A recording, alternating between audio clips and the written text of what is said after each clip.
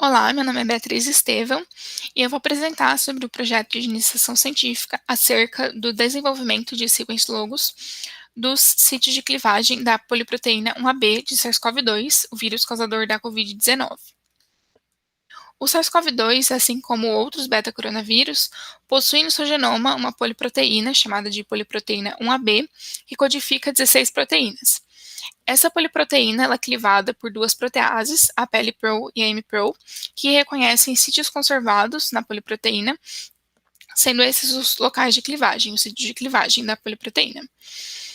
Se esses sítios eles sofrerem uma mutação a ponto da PLPRO e da MPRO não reconhecerem mais esses sítios, a replicação e a progressão da doença podem ser afetadas. Tanto é que existem trabalhos que têm essas duas proteases como alvos para fármacos que buscam bloquear o sítio de reconhecimento dessas sequências conservadas. Então, esse trabalho teve por objetivo identificar a sequência, a variação e a alteração ao longo do tempo desses sítios de clivagem dos sítios conservados, que são reconhecidos pelas proteases. Então, em cooperação com o aluno Danilo Brito, nós fizemos download de 266.292 genomas do Banco de Dados Públicos de STAD em dezembro de 2020. Esses dados, então, foram passados por um filtro para trabalharmos apenas com genomas maiores do que 29.000 pares de base e com genomas com menos de 1% de nucleotídeos incertos. Então, trabalhamos com 209.662 genomas. Esses genomas vêm do banco de dados sem a anotação, então, usando o software Hatch, nós transferimos a anotação para esses genomas, adquirindo assim alguns atributos, como o match peptide, que indica o começo e o final das proteínas, e como o ponto de clivagem ele fica no final de uma proteína e no começo da próxima, a gente pode usar esse match peptide para identificar o ponto de clivagem. A partir disso, a gente extraiu 12 nucleotídeos upstream e 12 downstream a esse ponto, produzindo assim as sequências de nucleotídeos. Essas sequências, então, elas foram traduzidas usando o Embos Transfect Tool, produzindo assim as sequências de aminoácidos.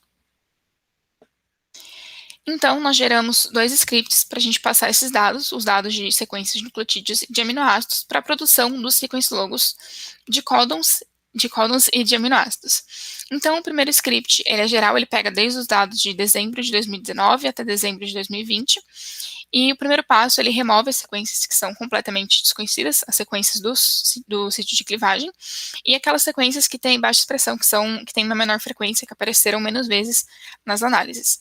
Então, as sequências remanescentes foram usadas para a construção de matrizes, que são a base para a construção dos sequence logos. Então, nós construímos os sequence logos usando a biblioteca de Python Logomaker, que consegue produzir esses sequence logos diretamente.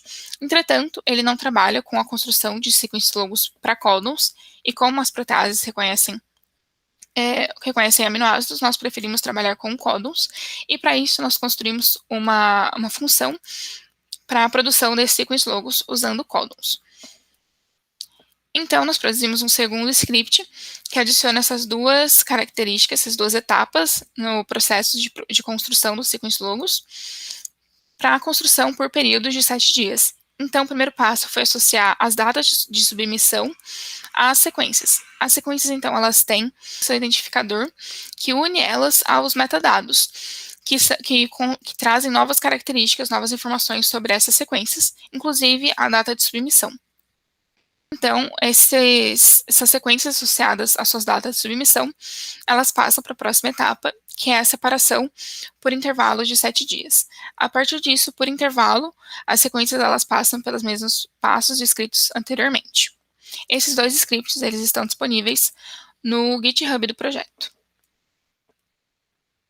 Então, analisando os sequence logos de dados redundantes, nós avaliamos as sequências conservadas e se elas são congruentes com o encontrado na literatura, e elas se mostram congruentes ao que foi encontrado nas pesquisas. Mas existem variações nesses sítios encontrados com a análise dos sequence logos de dados não redundantes, que avalia a alteração, a variação até em aminoácidos mais conservados. Na PLPRO, por exemplo, a lisina e as duas glicinas, e para a MPRO, a glutamina, que foi substituída por uma histidina em um dos sítios. Ainda com esses dados não redundantes, nós avaliamos a diferença do número de variantes de aminoácidos e de nucleotídeos, onde nós podemos perceber que existem sítios que são pouco tolerantes às substituições sinônimas, sugerindo que eles estão sob uma grande pressão seletiva, e sítios que aparentam suportar mais as mutações sinônimas. Já avaliando os sequence logos feitos por semana, por períodos de 7 dias, nós avaliamos que a partir de setembro de 2020, houve um aumento do número de variações por mês, número de variantes que ocorriam por mês, coincidindo com o surgimento de variantes de preocupação, no caso, as variantes alfa e delta. Ainda com esses gráficos, nós conseguimos analisar quais foram as variações mais persistentes, sendo elas a substituição da alanina por uma valina e da treonina pela isoleucina, que inclusive possuem características diferentes. A treonina é um aminoácido polar e sem carga, e a isoleucina é um aminoácido não polar.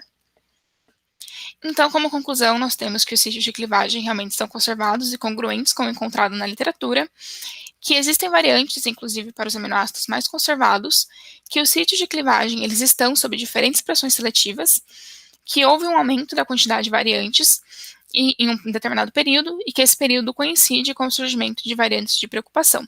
E também que existem variações quanto às características dos aminoácidos, que pode ser uma característica interessante naqueles trabalhos que trabalham com aplicação de fármacos que buscam bloquear os sítios de reconhecimento das proteases, porque indica que existe uma flexibilidade nesse reconhecimento. Esse foi o projeto, e para quem tiver interesse, todos os dados, gráficos e scripts estão disponíveis no GitHub do laboratório na parte do projeto.